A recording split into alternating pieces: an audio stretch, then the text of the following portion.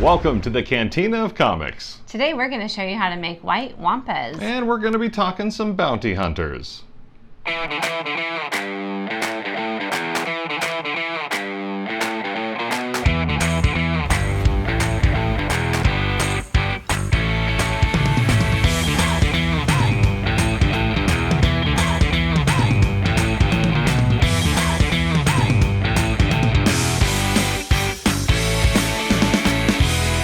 Hello and welcome to the Cantina of Comics. I'm Matt. And I'm Kristi. And what are we going to make today? Today we're going to show you how to make White Wampas. Now this is a drink that I guess you'd say would warm the cockles of your heart. I guess that's what you would say.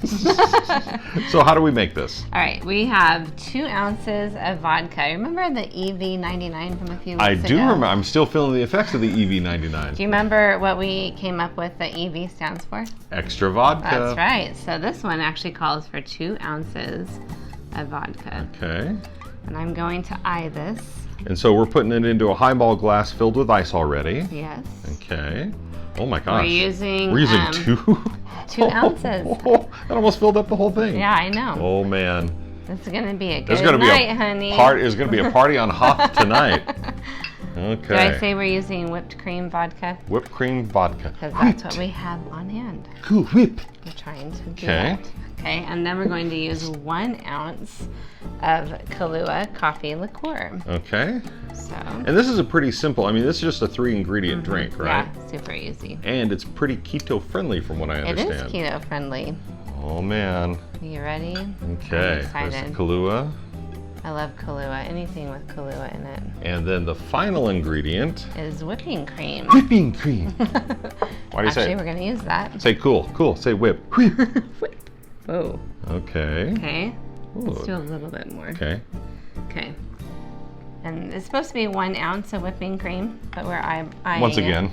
And then you stir it. Some. Right. Then you just give it just a quick little stir. Yes. Okay. I'm pretty excited about this. This is one of my favorite drinks. Okay. The White Wampa. The White Wampa. So, you know, if you're there stranded on the 6th planet of the Hoth system where it's all snowy and everything, it's going to be pretty cold, so this might warm you up. It might. Keep you warm in these. Oh. That's not too shabby. That is pretty delicious, especially with the whipped cream vodka. And the Kahlua. And the Kahlua. So if you're standing on the surface of the 6th planet of the Hoth system, guess how cold it is there? I'm going to say negative. Yes. 300. You are very close. Was I? According to space.com, the surface of Hoth is below zero, 364 degrees. Really? It is. Interesting. Do you know how what the internal temperature of a tauntaun is? 86.5. Lukewarm. Oh, you're so funny. All right, so that is how you make a White Wampa, and we'll be back to talk some bounty hunters coming up next. It's pretty tasty.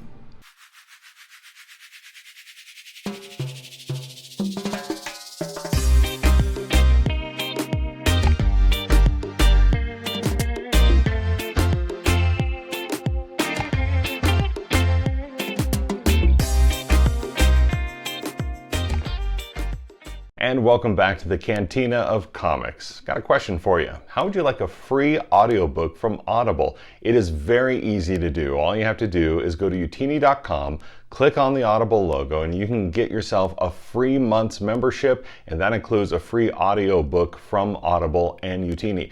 Got a little secret for you too. How would you like to have 2 free audiobooks? Well, if you're an Amazon Prime member, your first free month includes not 1, but 2 audiobooks. Maybe you want to check out the new Thrawn Ascendancy by Timothy Zahn. Or you can check out the Dr. Aphra audio drama. The choice is yours. Just go over to youtini.com for all the information. Now it's time to talk about Bounty Hunters number 4. This issue was written by Ethan Sachs with pencils by Paolo Villanelli and colors by Arif Prianto. So this issue picks up with Bounty Hunters Valence and Tionga. and they are hot on the trail of Nagano Lash. So if you remember, Nagano Lash was the bounty hunter who killed a client while on a mission that also included Boba Fett, Bossk, Valance, and Tianga's brother Tiangor. And Tianga blames Nagano Lash for the death of her brother. Now all the bounty hunters are on the trail of Nagano Lash now that Lash has resurfaced.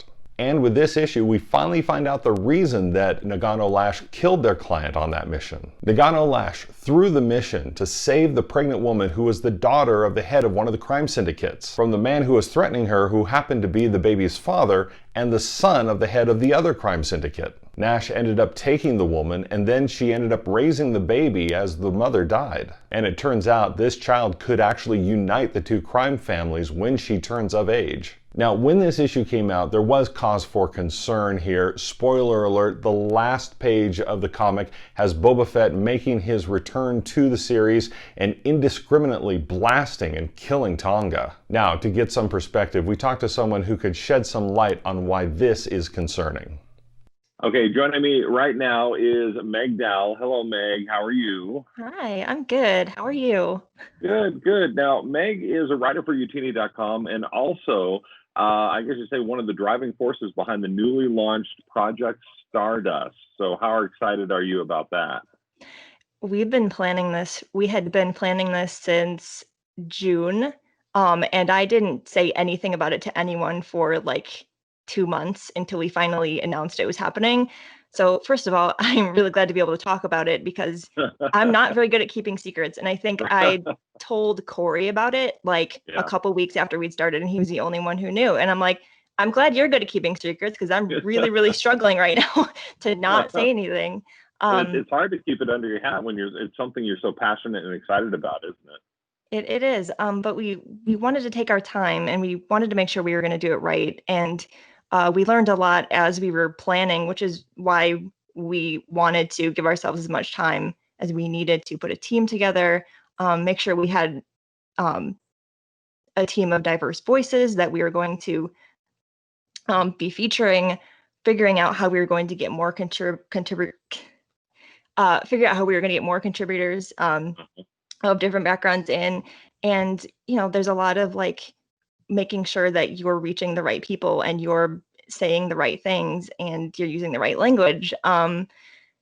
But we are here for women in the Star Wars fandom who just need a place to be able to say, I am here, I'm making things, I love Star Wars, and it's our time to shine. So.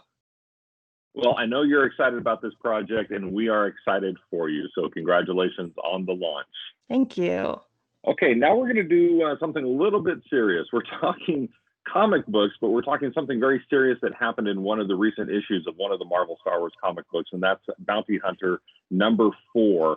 Have you had a chance to read it? What were your first impressions in reading that issue? So I hadn't been reading the series. And then the day that it came out, someone messaged me and they were like, hey, just so you know, there's going to be a lot of discourse around this comic that just came out. It's kind of problematic.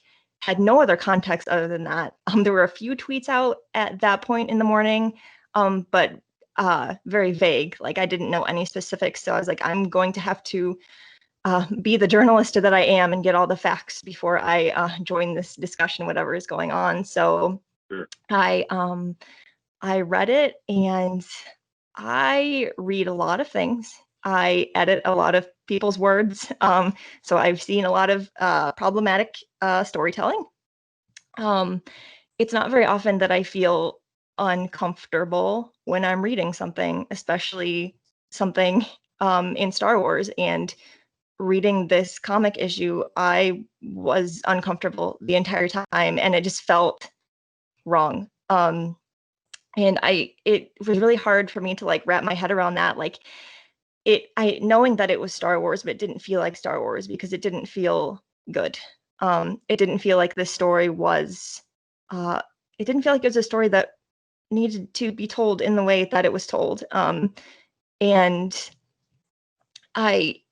it affected me so much that I had to walk away from my desk and go take a walk. That's also something that usually doesn't happen to me. I am a sit down and work for hours and don't leave my office kind of person. Right.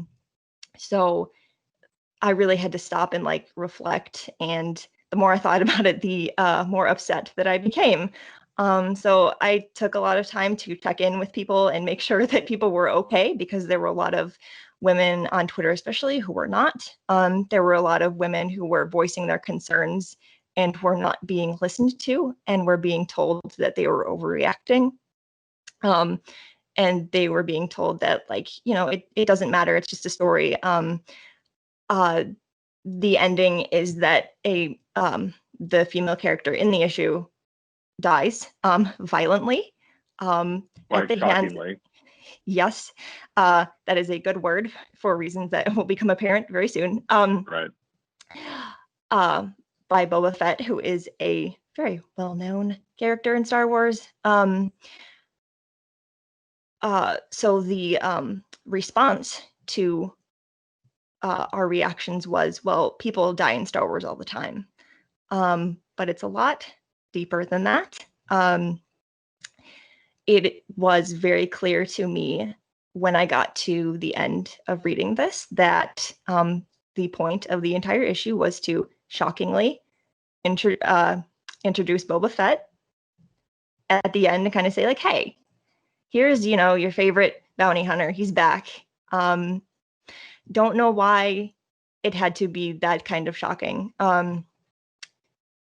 If you're going to tell a story like that and you need that kind of shock value to keep people interested, and like, I understand, like, comics have cliffhangers. That's how they get you to go from one issue to the next and get you to wait Right. the month or the week or however long it is.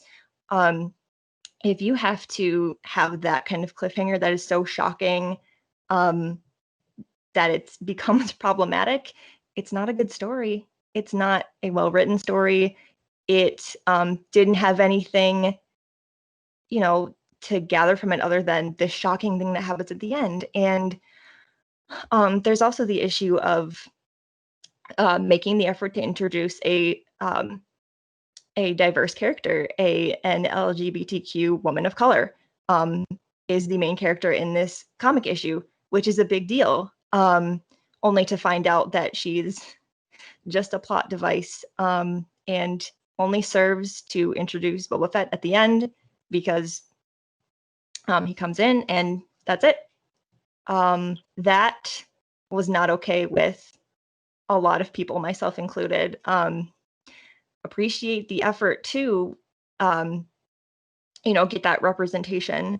But if you're just doing it to get your points and move on, you're not doing it right. These characters need to have a purpose.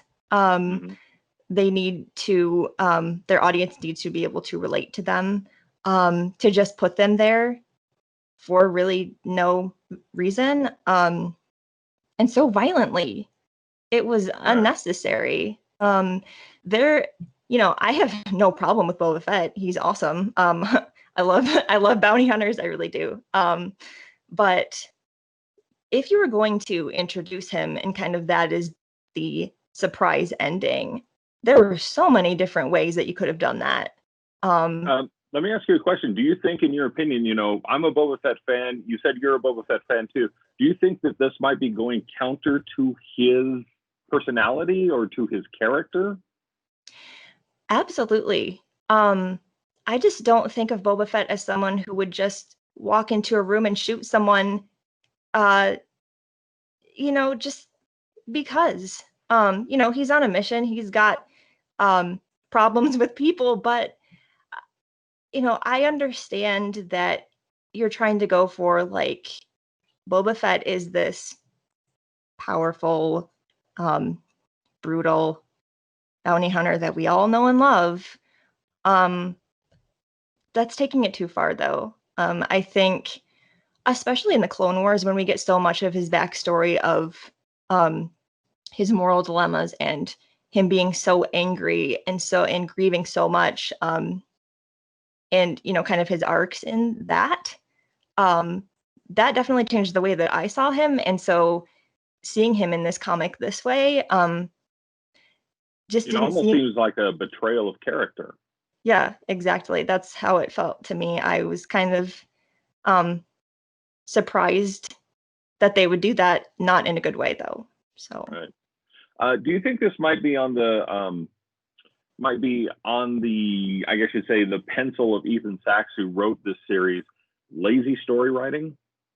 that is exactly what I've been thinking about for the past long time. Lazy storytelling is you just have one goal and you're just going to get there however you get there. And usually we talk a lot in the industry I work for when you're doing media headlines. We do a lot of training for writers about making your headlines interesting but not shocking, to the point where you're misleading anyone, or the only point of your story is to have a shocking headline.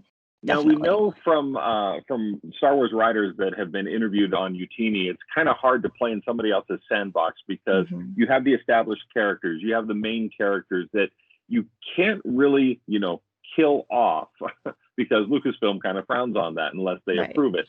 But if you are a writer and you bring in new characters, what do you say to the argument that, well, if a writer brings in a brand new character, that character they can do anything that they want to with?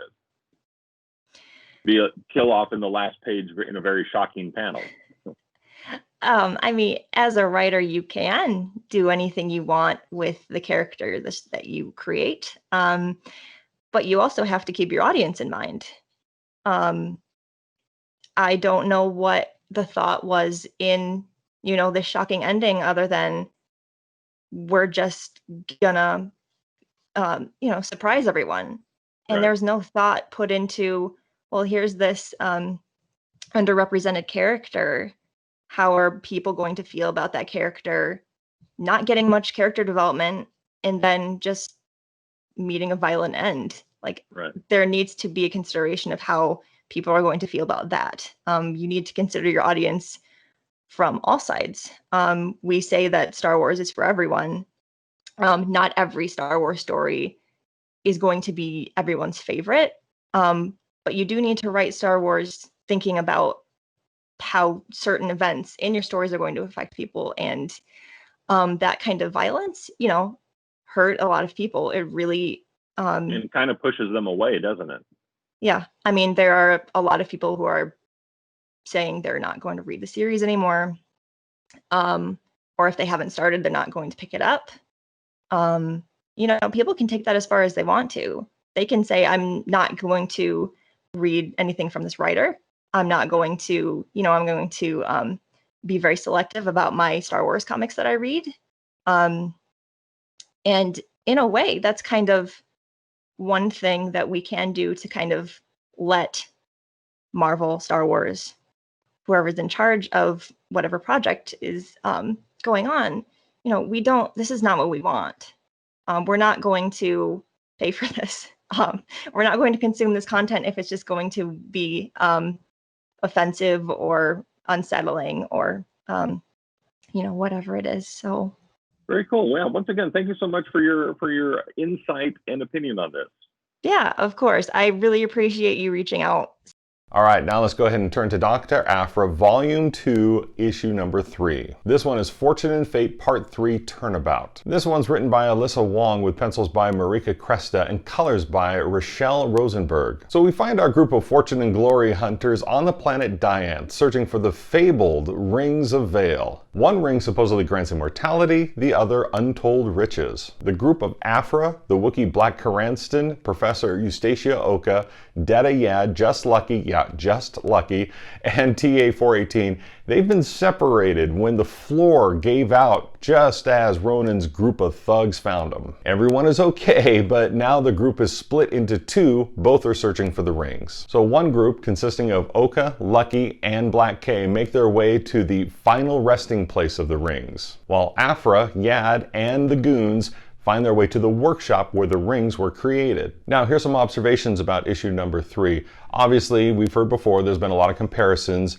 Indiana Jones to Dr. Aphra, and the final few pages of this issue kind of plays out like what happened at the end of Indiana Jones and the Last Crusade. There's also a nice glimpse of Canto Bight as Ronan Tag of the infamous Tag family is throwing a spectacular party. We didn't get to see any fathiers though, so I guess they didn't get to ruin the party. We'd love to hear what you have to say about Dr. Aphra number 3 and Bounty Hunters number 4. You can head over to the Youtini Discord server and just search for EU Comics. Doing them drugs, them adrenal drugs.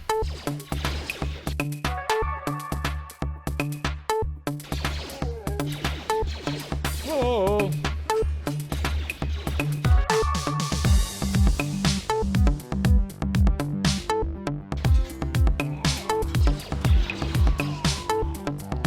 Oh, that was a much better dad.